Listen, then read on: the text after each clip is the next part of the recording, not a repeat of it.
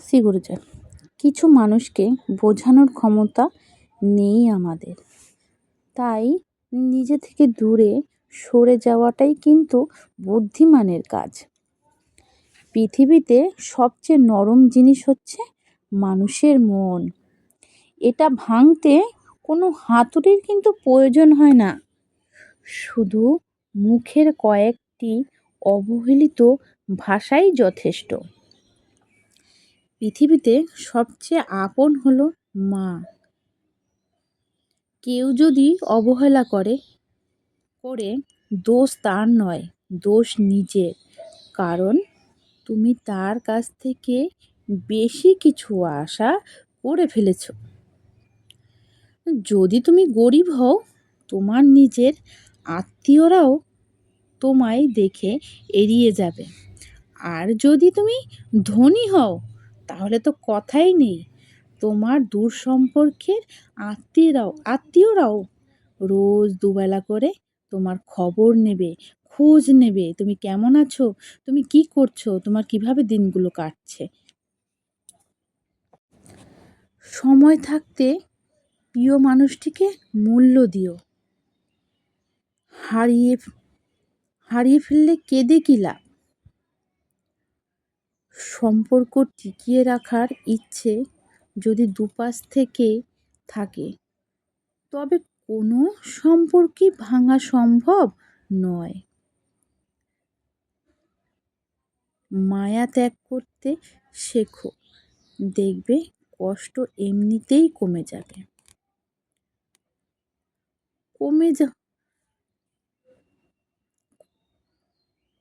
কম হয়ে যাবে যে যত বেশি ভালো ও সরল মনের মানুষ হয়, তাকে তত বেশি কষ্ট সহ্য করতে হয়।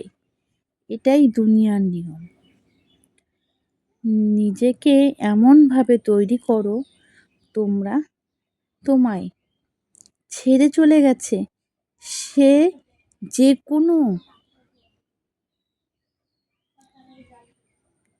কোনো সময় তোমার জীবনে ফিরে আসার জন্য আফসোস করবে। এই শহরে ক্ষণিকের জন্য হাত ধরার মানুষের কিন্তু অভাব হয় না। জানো অভাব হয় কিসের? অভাব হয় শুধু হাত ধরে শেষ পর্যন্ত দাঁড়িয়ে থাকার মানুষের। জীবনে দুই ধরনের মানুষ থেকে দূরে থাকো, এক ব্যস্ত মানুষ, এক অহংকারী মানুষ। ব্যস্ত মানুষ, কারণ ব্যস্ত মানুষেরা নিজের ইচ্ছে ছাড়া কোনো কথা বলবে না। আর অহংকারী মানুষেরা বিপদের সময় পাশে থাকবে না।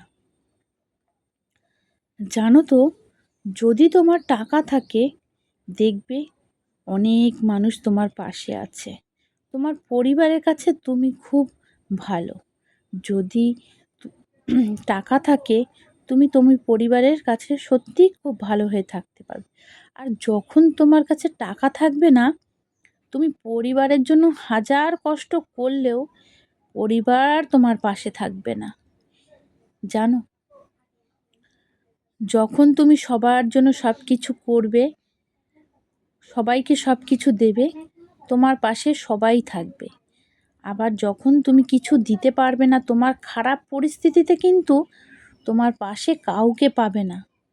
তারা ভুলে যাবে তুমি ভালো পরিস্থিতিতে তুমি যে কাজগুলো করে এসেছো তাদের জন্য, সেই কথাগুলো কিন্তু তারা খারাপ পরিস্থিতিতে ভুলে যাবে।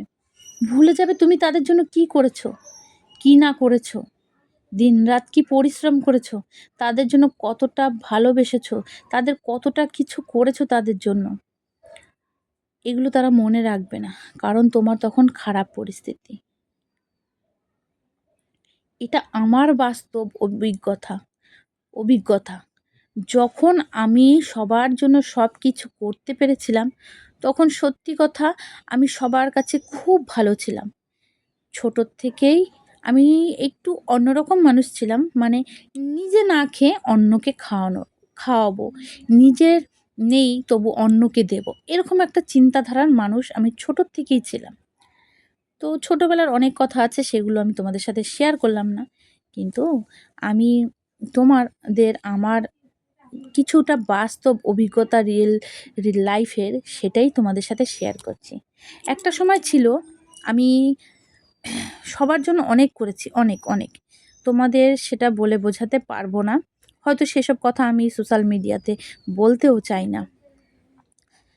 তখন আমি সবাইকে দিতে পেরেছি, সবার জন্য করতে পেরেছি, সবাইকে নিয়ে থাকার একটা যে আনন্দ সেটা চেয়েছি।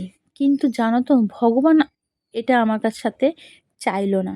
ভগবান চাইলো না যে আমি সবাইকে নিয়ে থাকি। বলে না, এক আমার আমার ইচ্ছে মতন তো সব কিছু হবে না।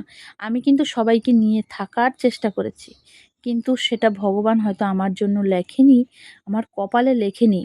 এই কারণে আমি হয়তো সবাইকে নিয়ে থাকতে পারলাম না।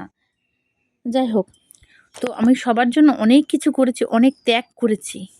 জীবনে সবচেয়ে বড় ত্যাগ অনেক কিছু করেছি। ভাই বোন বলো, নিজের রিয়েলিটি লাইফ বলো, অনেক কিছু ত্যাগ করেছি। তাই বাস্তব অভিজ্ঞতাটা আমার কাছে না খুব পরিষ্কার হয়ে গেছে। যদি তোমার কিছু থাকে, তবেই তুমি লোকের কাছে, মানুষের কাছে তুমি খুব ভালো। আর যখন তোমার কাছে কিছু না থাকবে, তখন তুমি তাদের কাছে সত্যিই খুব খারাপ হয়ে যাবে। তো এই জিনিসগুলোটা না আমার বাস্তবিক অভিজ্ঞতাটা এত হয়েছে, তোমাদের কি বলবো। তো এখন সত্যি আমার খারাপ পরিস্থিতি, তাই আমি হয়তো সবার কাছ থেকে এই আশাগুলো, এই এই ব্যবহারগুলো পাচ্ছি। কিন্তু এককালে কিন্তু আমি সবার জন্য খুব করেছি, তখন সবাই হয়তো ভালোবেসেছে, আমি এটা অস্বীকার করব না। কিন্তু এখন বর্তমান পরিস্থিতিটা আমি সত্যি খুব উপলব্ধ করতে পারছি যে টাকা না থাকলে তোমার কোনো দাম নেই। যখন টাকা থাকবে, তোমার আশেপাশের মানুষগুলো তোমার জন্য মানে তোমার জন্য অনেক কিছু ভাববে। আর যখন তোমার কিছুই থাকবে না, তখন আশেপাশের মানুষগুলো দেখেও মুখ ঘুরিয়ে নিয়ে যাবে। তো তোমাদেরকে অনেক অনেক কথা বলে ফেললাম আজকে। যাই হোক, কিছুটা মনের কথা, কিছুটা কষ্ট, কিছুটা মানে বাস্তব অভিজ্ঞতা থেকে কথাগুলো শেয়ার করলাম। আর এইখানে দেখো, আমি গাছ থেকে ডাঁটা তুলে নিয়েছিলাম, তো সেগুলোই বসে বসে কেটে নিচ্ছি। আর যেহেতু আমি এপাশে একটা কাজ করছিলাম, মানে পড়াচ্ছিলাম, ওদেরকে লিখতে দিয়ে আমি এই কাজটা করছিলাম। তো ওরা লেখার জন্য লিখছিল দেখে আমি বসে বসে সবজিটা কাটছিলাম। যাই হোক, তা তাহলে একসাথে আমার দুটো কাজ হয়ে গেল। কারণ ওরা লিখতে থাকবে, লেখাটা হলেই তারপর আবার পড়ানো শুরু করবো, তখন আর আবার কাটা হবে না। তো এইখানে দেখো, আমি হচ্ছে কুমড়ো শাক আর এই ডাঁটা তুলে নিচ্ছি, আর এগুলো তো আমার বাড়িতেই হয়। তো তোমাদের কেমন লাগলো ভিডিওটা অবশ্যই কমেন্ট করে জানিও। আর এখানে দেখো, শাশুড়ি মা কী যেন বললো, তো শাশুড়ি মা একটা কুমড়োর ডগা কাটবে, তাই আমাকে বললো, তাই আবার ওদিকে কান দিলাম। তোমাদের যদি ভিডিওটা ভালো লাগে, অবশ্যই চ্যানেলটাকে সাবস্ক্রাইব করে পাশে থেকো। তোমাদের জন্য রইল অসংখ্য ভালোবাসা। আর তোমরা যে বন্ধুরা আমাকে কমেন্ট করছো, প্লিজ একটা করে লাইক করো অবশ্যই, তাহলে আমি সেই আর কমেন্টটা সুন্দর করে করো। তোমাদের কমেন্ট ধরে আমি যাতে তোমাদের পরিবারে যেতে পারি, তার জন্য একটা কমেন্ট রেখে যেও। তোমাদের জন্য অসংখ্য ভালোবাসা রইলো। আবার গল্প হবে, আবার কোনো একটা বিষয় নিয়ে তোমাদের সাথে গল্প করতে আসবো। ততক্ষণ তোমরা ভালো থেকো, সুস্থ থেকো। বিদায় বন্ধুরা।